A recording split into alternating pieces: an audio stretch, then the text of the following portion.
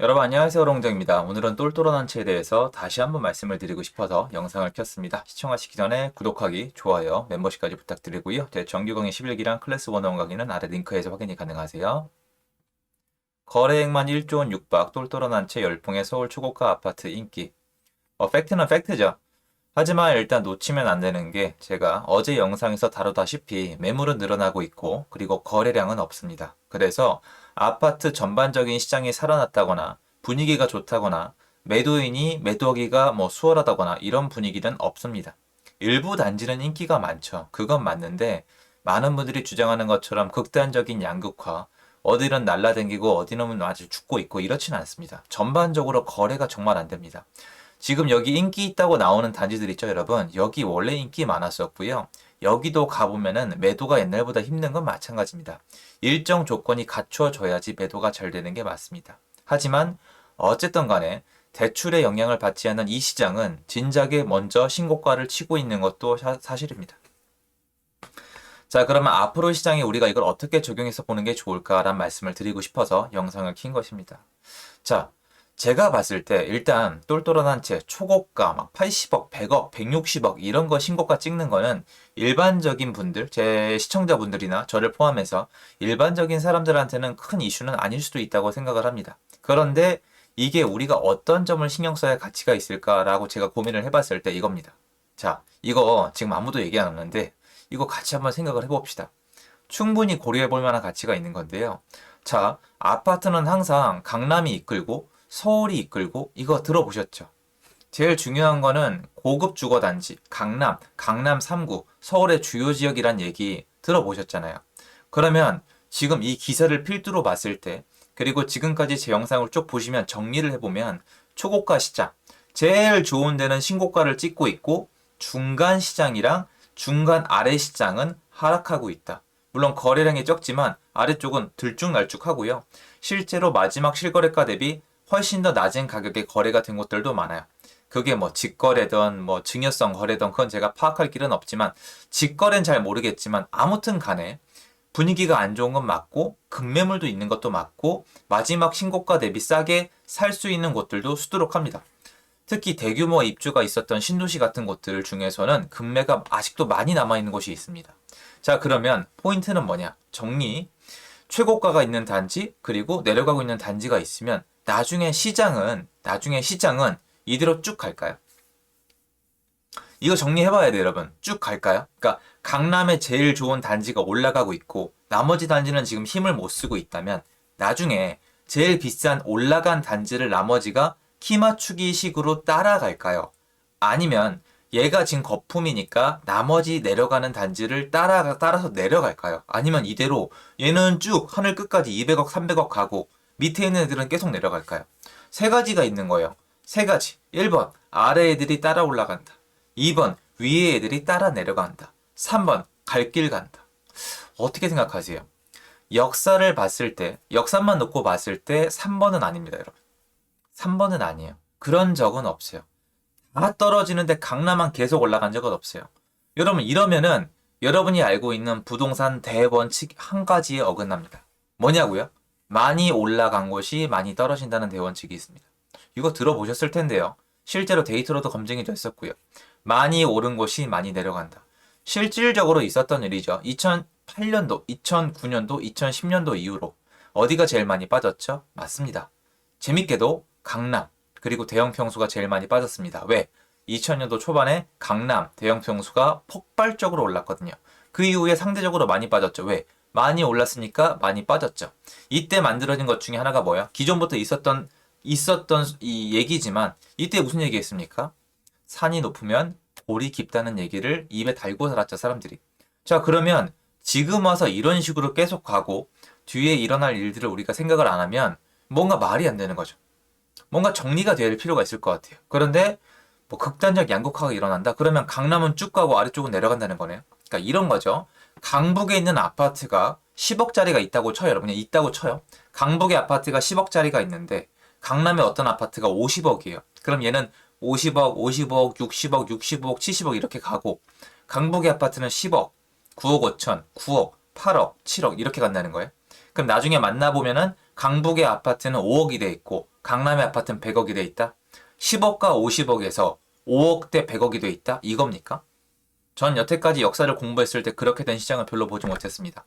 강북에 있는 곳이 굉장히 특이해서 공급이 폭발적으로 있고 수요가 압도적으로 줄은 지역이라면 가능하겠지만 지금 서울 전반적으로 공급이 부족하다고 얘기하는 저 같은 사람들 입장에서는 이건 말이 안 돼요. 그럼 어떻게 되는 게 맞느냐?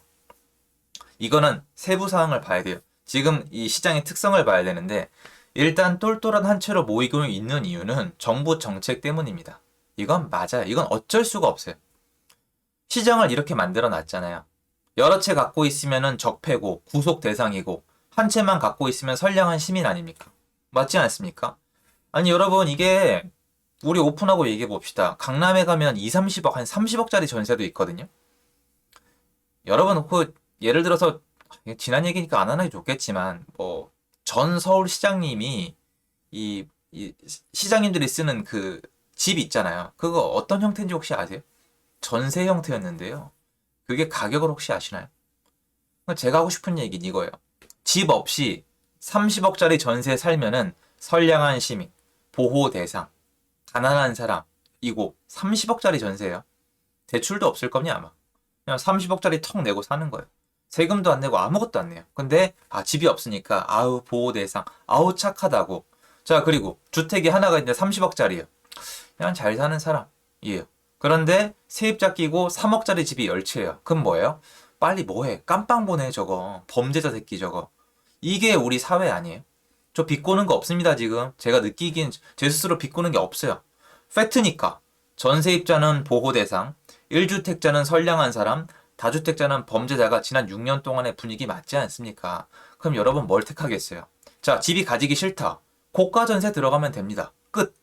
자, 그런데 집은 가지고 싶은데 에세 파킹이랑 인플레이션 방어는 하고 싶은데 다주택자가 되면 세금으로 다 뜯기죠. 그럼 어떻게 하면 됩니까? 똘똘한 한 채로 가는 건 이건 진리입니다. 다주택자로 가면 정말 세금 플레이랑 대출 플레이가 너무 힘들어지거든요. 그래서 똘똘한 한 채로 점점 갈 수밖에 없고 지금 시중에 돈이 워낙 많이 풀렸기 때문에 빌딩 시장이나 이 주택 시장에서도 초고가가 최고 인기입니다 지금. 그럼 쭉 가겠죠. 근데 문제는 이거예요. 그럼 얘네가 나중에 얘네가 싸게 팔고 얘네가 가격을 낮춰야지 아랫단을 따라 내려가는 건데 어떻게 될까요? 얘네가 싸게 팔까요? 싸게 파는 이유가 뭘까요? 일단 싸게 파는 이유는 크게 두 가지인데요. 첫 번째로 정말 무서워서 돈이 필요해서 IMF 때처럼 정말 어쩔 수 없이 싸게 팔 때 이때는 싸게 팝니다. 근데 문제는 뭐예요? 초고가 시장에 지금 진입하는 사람은 대출을 낄 수 없으며 정말 우량한 사람들이기 때문에 금융위기가 와도 경제위기가 와도 잘 버틸 가능성이 일반 서민에 비해서 급격히 높죠. 인정하시죠? 이거 대출 없어요 여러분. 이거 연끌 아닙니다. 지금 이 초고가 시장은. 현금 부자들이잖아요. 그럼 그때 싸게 팔 확률이 낮죠. 두 번째는 뭐냐? 옮겨타기 타이밍상 빨리 팔고 빨리 사야 되는데 내 걸 싸게 팔고 싸게 사든지 이런 타이밍이 나올 때가 있습니다. 세금 때문에. 자, 근데 일단 세금 방어는 됐죠. 세금 방어는 됐잖아요.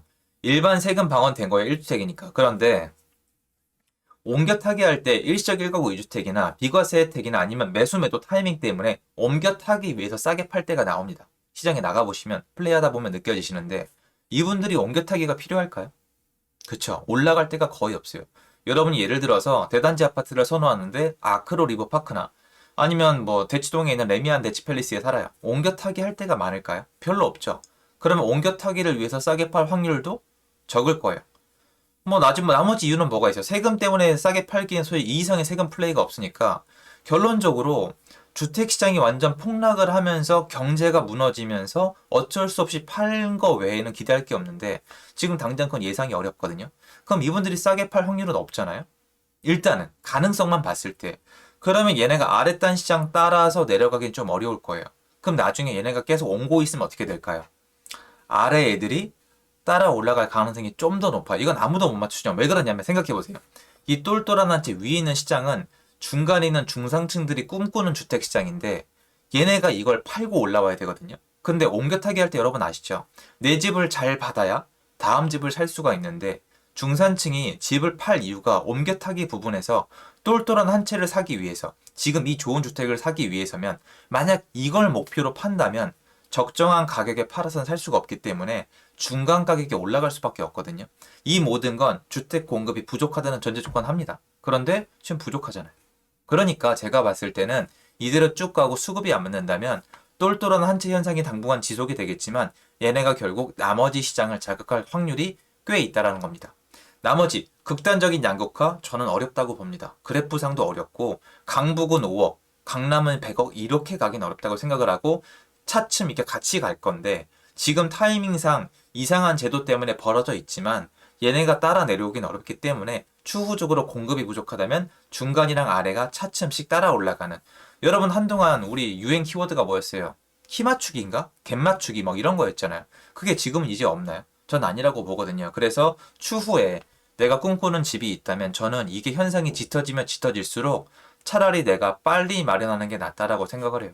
물론 지금 금리가 올라간 이 상황에서 이 얘기하는 것 자체가 이상하게 들리겠지만 어차피 대출도 안 나오거든요. 그래서 만약에 내가 원하는 집이 좀 굉장히 좋은 집이라면 한번 이 시장을 지켜봐야 되고 중간급이나 아래급에 있는 집을 가지고 계신 분들도 과연 이 시장이 어디로 갈지에 대해서 한번 생각해 볼 가치가 있는 문제라고 생각을 합니다.